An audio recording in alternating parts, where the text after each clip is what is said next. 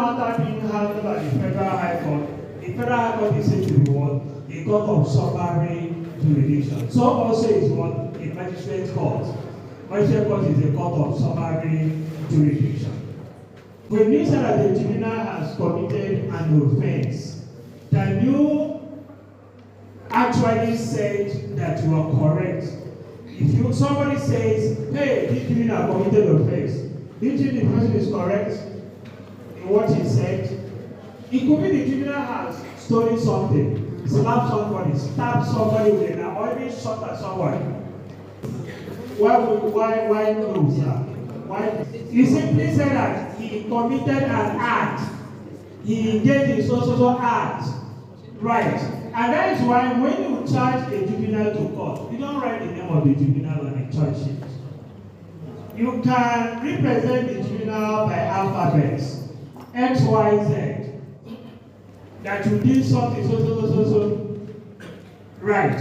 Now, where you have a juvenile court, the issue of juvenile court is a creation that dates as far back as the colonial period. Discover that the court that represents juvenile court, at least in Abia State and most states, are what? The magistrate court.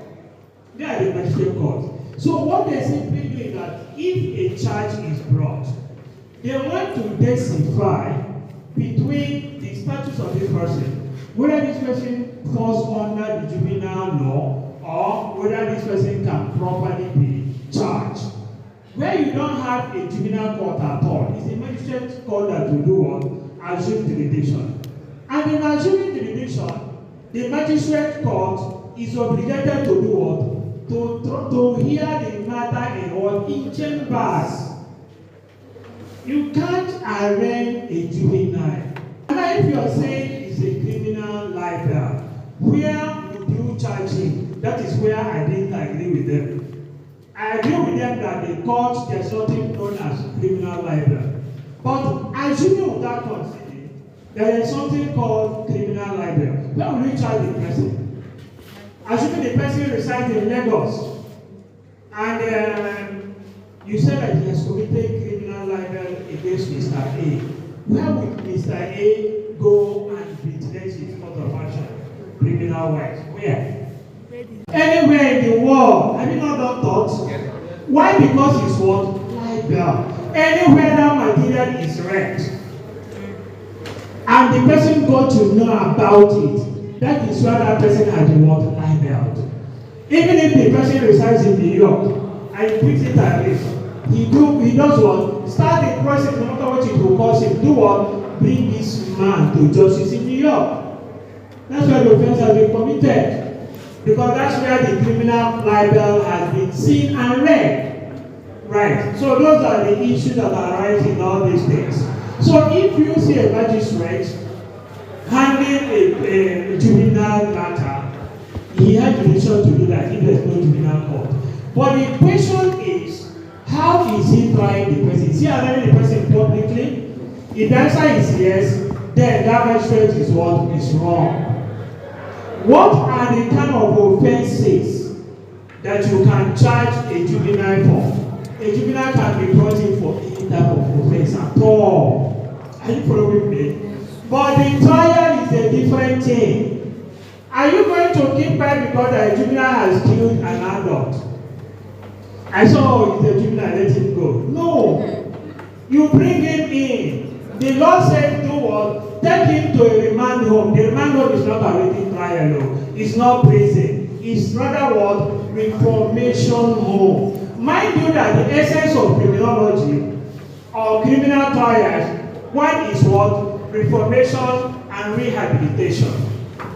So in that wise, you take the infant or to juvenile to that place where you will be made to understand that what you did is wrong. It's like when we were young, maybe you do something and you are sparked, and maybe at times you are confused, and then your mother or father will go explain. Maybe the father may not even bother to explain to you. After the first lap, you go and think of what you did. You know, maybe your mother will now say, "Don't do it again. What you did is what is wrong." I know some time ago when my father insists to understand that he has committed offense. That's when the magistrate and the law comes in. The law comes in not to punish, but to reform and to rehabilitate. So that's the essence of juvenile law. So that they will grow up one day to be better persons in the society. That is why when the chief judge of the state visits the prisons on jail delivery, the first thing he has on his list is to do what? Find out whether there is a juvenile in a cell. If you find a juvenile in a cell, no matter what you did, the juvenile is free. Immediately, he frees the juvenile. So that's one of the things we have to know about that. Then there is a question they ask, an issue they raise. Let me start with the magistrate. When the magistrate doesn't have jurisdiction, why would the matter be charged in the magistrate court? For the magistrate court to do what? To remand the person. Right, that is procedural. Why? Because if you look at it legalistically, the law says that when a court has no jurisdiction, the court can neither dot an I nor cross a T. So, if somebody has committed an offense and you are brought before a court without jurisdiction, it simply means you will go free. And when you go free, you become what? A menace to the society. So you now see a different philosophy when it comes to commission of crimes of capital nature, not every crime. It has to be on capital offenses. Magistrate court do not try capital offenses.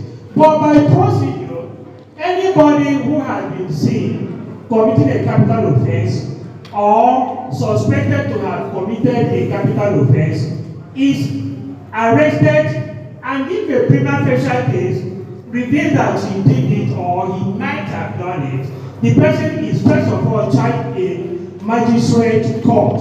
The idea is to give the state the opportunity to gather evidence and to prepare information.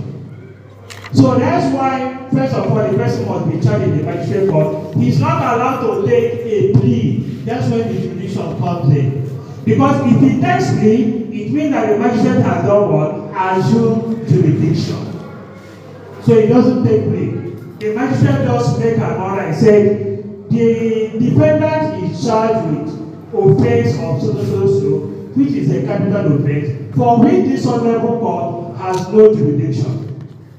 The honorable court, therefore, orders that the defendant be remanded in prison and be produced before this court on every adjourned day, and the case law and the case file remitted to the DPP for vetting and proper advice or direction. So that is it. So why would you bring it back to the magistrate court day by day? Is to find out whether the ministry has done its bit. Are you following me? So if, for instance, I have handled matters like that, when this defendant is brought from prison, because the court will give a date. First time, second time, third time, DPP has not done anything. The magistrate court can do what? Discharge him. It means that there is no offense pending against him. And it also means that the state was not willing, is not willing to do what? To charge him by way of finding information against him. So that's why that law is like that. It's purely what? Procedural. Now, another good thing that AJA has done is to make a provision whereby if somebody is brought before a magistrate court and the charge depicts that the magistrate has no jurisdiction to try it, normally the prosecution will file an expert application, praying the magistrate to do what? To remand the defendant in prison custody. Now, the good thing that AJA has done, AJA has made a provision that if any such case is brought before a magistrate, nothing stops the magistrate from doing what? Making an inquiry. The magistrate can make an inquiry to know whether the charge is a bogus charge, or whether it has been brought bona fide. You know what a bogus charge is? For instance, you are having a land dispute with somebody. The person wants to undo you. He will plant a corpse in your farm, and then they will arrest you for having killed somebody. It happens in real life. Or they maybe plant gun, get police to arrest you, and they charge you for illegal possession of firearms. And then I have taken advantage of those provisions a couple of times. One of them was, I applied before my student, because he was related to the former governor. In a lady, she was called to by the medical magistrate. And it was such a funny scenario. So somebody was charged with 419, right? Answers are then internet fraud. Internet fraud has the same rule as cross-border jurisdiction. I'll start by cross-border jurisdiction. Let's say, for instance, like he said, somebody has entered Chisco bus. You're traveling from Aba to maybe Abuja in criminal matters. The idea is to ensure that the criminal is not laid free. The police in Abuja, that's why maybe when you have scuffle with somebody here, you go to Zone 9 and the person will rush to IG's office. There is only one police in Nigeria. So, and they have division everywhere in Nigeria. That they have divisions is for purposes of administrative convenience. So you make your report at Abuja. If the police arresting the person can be arraigned before any court in Abuja, despite the fact that none of the elements of the offense took place in Abuja. But because the victim is present in Abuja, are you following me? Now, when the person is arrested and arraigned, he has the right to object to jurisdiction. If he objects, the court will have discretion, not bound to consider what are your reasons. Say, hey, I want to be tried at Aba. And the magistrate looks at it and says, no, none of the offenses were committed, I will try it. It is not wrong assumption. Because the magistrate is what is the state. Or the high court judge is what is the state. Is representing the state. But the judge or the magistrate can also transfer the matter either to Enugu or to Kogi, where elements of the crime took place. Now, I've mentioned two states. Let's say, for instance, now, I've mentioned Enugu, I mentioned Kogi, and I mentioned FCT. Let's say, for instance, the chief judge of Enugu State is interested in that matter. What you will do is to call the CJ of FCT and say, could you please transfer the matter to us? They will discuss among themselves. The CJ in FCT can do what? Can transfer to him. Or transfer, or say, okay, let me handle it. Because if we release him, he might run away, except to bring in people who will bring him and go straight to the court. And you know the problem of transporting such a person is the legal issues. You're doing human rights, am I right? Yes. Now, let's say, for instance, this person has spent one night in Abuja cell. You have released him, and you're bringing him back to Enugu State. The vehicle breaks down. He sleeps under that custody. Mind you, have not been charged, though. He sleeps for 4 or 5 days. Has his rights been violated? Yes. Yes. You're not sure. Yes. Intricate issue. Right. That was why you will hear Nnamdi Kanu. He wasn't talking about the offense against him. He was talking about what? Right. What was he contending? Right. You're almost lawyers now. You should know all those things. Rendition. He was talking about wrongful rendition. That I was supposed to be in so country, and you took me and brought me like a fugitive to another country. That is his complaint. That thing is a violation of rights under international human rights law. So that was when they were talking about rendition. Right. So because the law says, if you arrest somebody and there is a court within so kilometers of the radius, charge him before 48 hours, not more than 48 hours. But because of the administrative confidences and all this, you have brought the person. Now, if the person sues for fundamental right, his fundamental right action can go in pari passu with the charge against him. Are you following me? He can go in pari passu. Now, what will be the defense of the police? Our vehicle broke down. Is it the defense under the law? No. What has this constitutional law? The Constitution says anywhere you are, look at the time you are being detained, look for court around, which means assumption of jurisdiction. Any court that will make you to be safe, not to detain him more than prescribed by law, is the court with the proper jurisdiction. That's what we call assumption of jurisdiction. And then when you look at the internet space, the internet space is where we have serious problems in the issue of jurisdiction. If you peradventure see my book on jurisdiction, I think I discussed issues like this.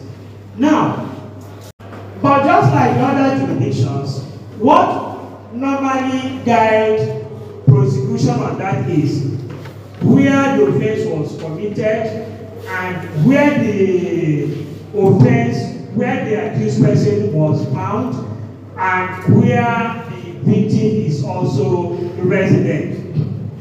In most of the times, if it is cross, let me say, international territory, and let's say it's potential American citizen, it could be that American citizen is an agent, maybe it's a CIA agent, is somebody who is a spy. And you say you have done this, you tampered with blah blah blah, I want you to call America, please, I want you to prosecute, they will ignore you. You know when they will ask you, do we have any law that we have agreed with your country? Any convention or treaty between the two countries that we say if a thing like this happens, apply this law. If it happens in your own side, apply your own law. If it happens in our own side, apply our own law. If the answer is no, oh, don't worry, it's within our territory. You know, that's why I said it's a very intricate situation. You will see America act if that crime touches them. But if their citizen is the person who has committed the crime, you see how they... Now I will go straight to some of the issues.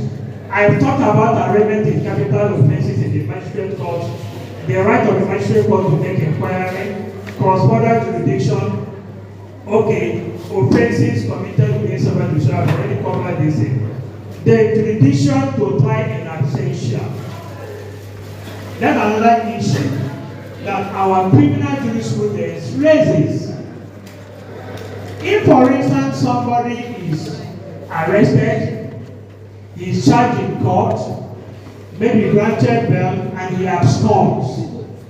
Now, what do? You arrest the shorty for shorty to do what? To show cause. The shorty by law cannot stand trial over the offense committed by that person. What will the shorty do? He will forfeit the bond, just like they did to Abalibe until it was resolved. If, for instance, the bond is like he has entered into a bond in the sum of 500,000, what will he do? Look for money, pay, and be free. Now, two issues comes into play. Will this person be allowed to go scot-free? Can we proceed with the trial? I just said yes. If the matter has come up before the court twice, and the defendant is not present, you can do what? You proceed to trial. Convict him, so that anywhere you see him, if he's abroad, enroll the judgment convicting him, pass it through the Ministry of Justice, certify it and send to what? To Interpol. The person will be arrested and do what? Repatriated. So that's new law. That is not in CPA, but it's in AJA. So, you know, in the time past, it wasn't our law. And then we also want to ask, this trial in absentia, it is true that is orchestrated by an unscrupulous defendant. Can we say it is constitutionally right or does he violate any constitutional right? Now, when two or more persons are charged and one person is absent, by law, the court must do what? Must adjourn. Why? Because the defendants are not complete. But if on the second day, that person is also absent, the court will do what? Will proceed. The court will proceed. Now, let's assume that there is a panel that is trying a criminal case. And that panel consists of 3 persons, 3 judges. Those 3 judges started the matter at a particular point in time. One of them either retired or dies. Can the other 2 proceed? The law said yes. The former law said no, but the law said yes. Because if the man is dead, what can you do? Are you going to bring him back? You cannot. Right. Then what is the propriety? How it is done in the Western world is that the record of proceedings is there, it doesn't lie. The new judge comes in, continues from where the old one stops. After he will do what? He will read the record of proceedings. Instead of saying start again after I spent 3 years or 7 years. You want me to start at fresh? That would make sense. So these are the issues you're going to tell. Now the next thing is jurisdiction in punishment. That's another issue. The law prescribes punishment. Some of the times, the law will say you can punish within, maybe you have minimum, you have maximum. A minimum of 1 year and a maximum of what? 7 years. I will talk about option. Let's talk about minimum and maximum first.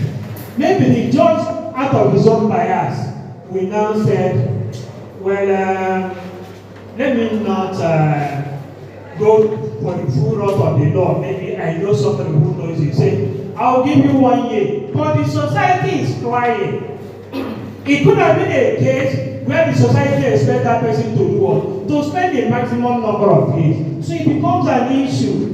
There is no criteria to when you give the minimum and when you give the maximum. And maybe somebody else does something. Maybe it's out of mistake, or the person is somehow, let's say, he was wishing to do something, he was blackmailed, and you're giving him the maximum punishment. That would be unfair. But it's an issue in criminal law that law has done what? Given to the discretion of the judge. Then the optional issue also comes to play when the law says 2 years or a fine, 7 years or a fine. You remember a case where somebody stole about 6 billion naira. He was arraigned, convicted, and asked to pay how much? Do you remember? 100,000 naira fine for somebody who stole 8 billion in Nigeria. So they pay some money, and then you ask yourself, where is the justice? Where is the justice? Then when the judge has discretion to prescribe punishment, this normally happens in quasi-criminal offenses, where the law gives the judge the right, the discretion to spend out any punishment. Do you understand? Especially in misdemeanor matters. There is no guideline, there is no criteria that must be followed by the judge. But I'm also of the school of thought that says that any law that gives the judge the right to prescribe a punishment is a wrong law. Why? Because the law says, the Constitution says, nobody shall be charged on non-existing law, and nobody shall also be so punished. We still remember the case of Pela against Attorney General of the Federation, where the judge sentenced him and said, I am sentencing you to so number of years for obvious reasons. That was wrong. And they went to court. What is obvious reason? There is nothing in law called obvious reasons. And if that offense is not created by law, it means that the entire trial is what? A nullity. But another issue, if you try me over a child that is a nullity, Am I not entitled to compensation? So that is where the workshop is going towards. Make a law that when somebody is wrongly punished, let the person be done be adequately compensated. People go to jail for something they know nothing about. Now again, another aspect I will title up here now is excess jurisdiction. Excess jurisdiction. A judge or a magistrate is said to have exercised excess jurisdiction when the magistrate or judge has jurisdiction to punish or try a matter but exceeds the power conferred on him by law. A case in view is Ganifa against Ayorinde. Ganifa insulted a judge, which was contemptuous. He was charged with contempt of court, and then the punishment was maximum 3 months. But because Ayorinde felt you've been running mouth, you're not in my court, I will deal with you. So Ayorinde sentenced him to 6 months. Yes, but within 2 months, he was discharged by the Court of Appeal because Ayorinde acted above his jurisdiction. So those are times too, when a magistrate totally acts without jurisdiction, the consequence is very clear that the entire procedure becomes what? Invalid. But what happens to the magistrate? Nothing. Why? Because he has judicial immunity.